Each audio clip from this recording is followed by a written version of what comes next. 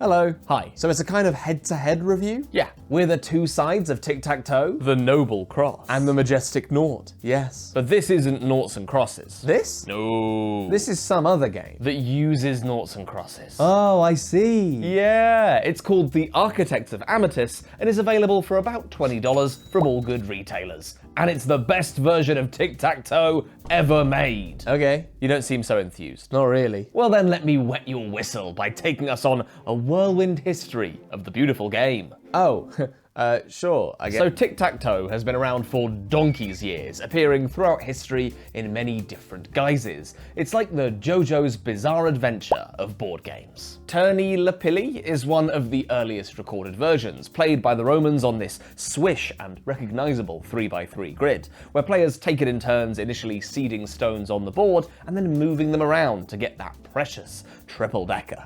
3 men's Morris, 6 men's Morris, and 9 men's Morris soon follow with different boards, presumably Kickstarter stretch goals or something. And then Picaria is the Native American version, and ooh, look at that nice board, and oh, that's the game design right there. Are you just getting all of this from Wikipedia? Shut up! It's transformative content, okay? Sure is, buddy. You've then got all the classic expansions to the base game. 3D Tic-Tac-Toe adds another dimension to the game, a trope soon followed by 4D Azul. Connect 4 is like Tic-Tac-Toe, but with gravity, and also there's 4 of them, and also it's the best game ever made, fully deserving of its 8.6 on BGG, don't fight me. And then you've got all sorts of other oddball nonsense variants for sickos and freaks. There's Wild Tic-Tac-Toe, where you can play either side. There's Word Tic-Tac-Toe, which I don't fully understand. There's Number Tic-Tac-Toe, if you like adding up to 15. Who doesn't? And then there's loads of other games out there that use the classic MNK formula to produce results that range from delightful and playable to absolutely deranged and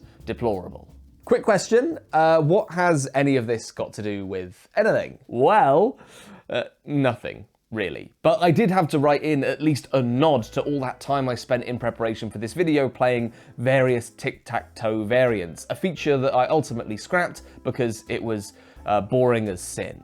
Why do people say that? Sin's usually really exciting. I guess it also justifies the extremely clickbait title that you're running for this one. Correct! I'm so sorry. We just have to compete with Mr. Beast somehow. The important bit is that at the end of our grand history tour, we arrive at the Architects of Amatis, the latest and greatest in a long lineage of Tic-Tac-Toe based designs. And this one is pretty different from the rest. Architects of Amatis has just 2 players competing to be the best architect Of Amatis? Yeah, the theme doesn't really matter here, but what does matter, as always, are the points. And you get points by placing your little piece on this shared board. When you place one of your architects, you take the tile on which they're standing and add it to your own personal player board. And each of these tiles will score just a little bit differently. You've got gardens that will score dependent on their height, markets like you having lots of the same color, walls like being on the edge of your territory, and theaters will score you points based on how many pieces total there are on this central shared player board. So you ideally want to place one of those when the bases are loaded. So you're fishing for the tiles that you need for your own scoring, but you're also paying attention to these pattern cards that you have, essentially contracts that you need to fulfill by lining up certain colors on your board. And so what follows is a pretty simple efficiency puzzle, right? What can I take from this central board that will benefit me and annoy my opponent? Will I be able to spot an opening to snag something that I need and they need too? The patterns that players are collecting are kept out in the open, and the colours and shapes on these buildings are clear enough that it's oh so easy to play a bit nasty. Though if we do have one criticism of this game, it's that the buildings could have had more defined silhouettes to make them more readable from a distance. Oh yeah, good catch. Thank you very much. You're gonna make a fine reviewer one day. Shall we have a little high five to celebrate? Oh, don't mind if I do. Ho ho! Congratulations, your work here is done. Ah, sweet. I can go now? Yes, you may. You're free now. Oh, at last. At last! So, fundamentally, this is a very simple game, but there is a rub here, and it's not just any old rub. It's a massage. Within this tile picking process, if you manage to line up 3 of your architects in a row, tic-tac-toe style, then congratulations, gamer! You have just earned yourself a king's favor, an endgame scoring condition that'll just spit out a whole bunch of points. And these are all pretty straightforward. Points for tiles in stacks that are 1, 2, 3, or 4 levels high, points for stairs of tiles, or points for fulfilled contracts, or if you're feeling a bit wild with it, there's an ascending points meter that'll get better and better if you just keep smashing out those ticks, tacks, and toes.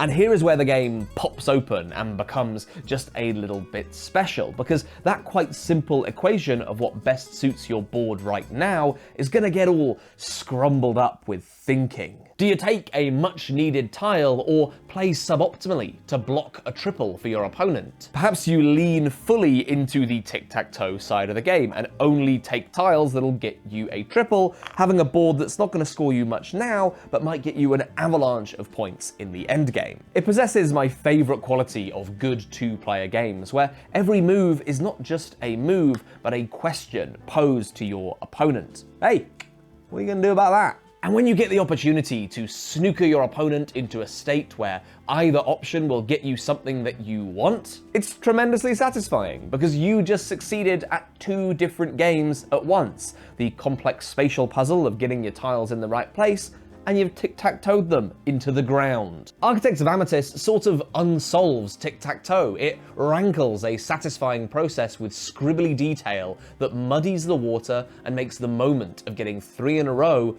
oodles more compelling. And to be quite candid here, I've spent a while trying to thicken up this review like a hearty stew, to make it more substantial, to have more observations about the Architects of Amethyst as a game, and I just don't think I need to. This is a short review for a short and simple game. I like the Architects of Amethyst. I think it's cool. I think it's a worthwhile addition to a collection if you enjoy a head-to-head game, and if you're looking for those 2-player fixes. And that usually adds up to the kind of game that we feel is good for a podcast chat, but not a full video review treatment. The kind of game that we enjoy for a while, but then falls out of the rotation because it's good, but it's not electric. And that's very true here. But it did have me thinking. This game, being a tic-tac-toe game, had a few people rolling their eyes when I presented it to them. And I understand why.